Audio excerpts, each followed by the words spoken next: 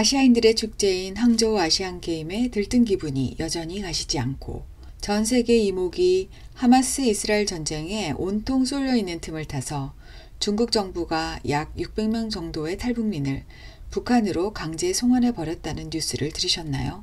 코로나가 끝나고 북한과 중국 간의 국경이 다시 열리자 기다렸다는 듯이 중국 정부에서 탈북민들을 북한으로 돌려보내버렸다고 합니다.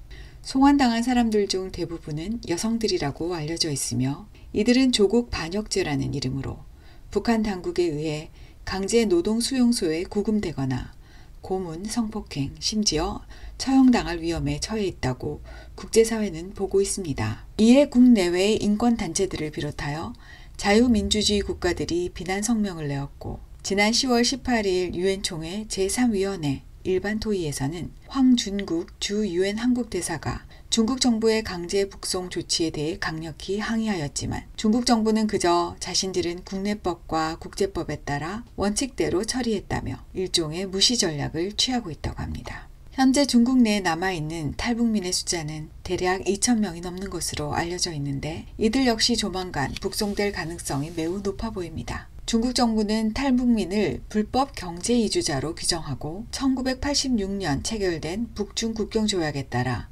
지속적으로 강제 북송을 시키고 있습니다.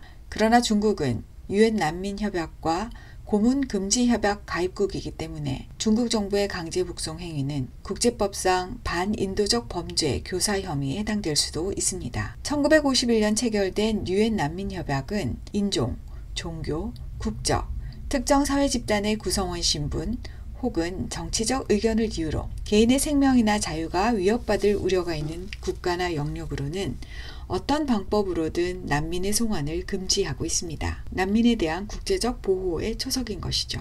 난민들이 현재 살고 있는 국가의 안보에 위협이 되거나 특정 중범죄에 대해 유죄 판결을 받아 해당 지역사회에 위험을 초래하는 경우 등 몇몇 예외사항을 제외하고는 한 개인이 고문 및 비인도적 또는 굴욕적 처우나 형벌의 위험에 노출되어 있는 경우에는 절대로 강제 송환하여서는 안 된다고 규정하고 있습니다. 중국 정부는 탈북민이 난민의 지위 자체에 해당하지 않는 경제적 이주민이기 때문에 유엔 난민협약에 구속을 받지 않는다고 항변하면서 강제 북송을 계속하고 있지만 굳이 난민협약이 아니더라도 세계인권선언의 정신에 따라 국제관습법이나 국제법 해석의 원칙 등을 적용한다면 중국 정부의 이와 같은 행위는 국제인권법 위반으로 규탄받아 마땅한 것입니다. 현재 한국 정부는 중국 정부에게 탈북민들이 한국행을 원하기만 한다면 모두 받아들일 것이란 의사를 전달하였습니다.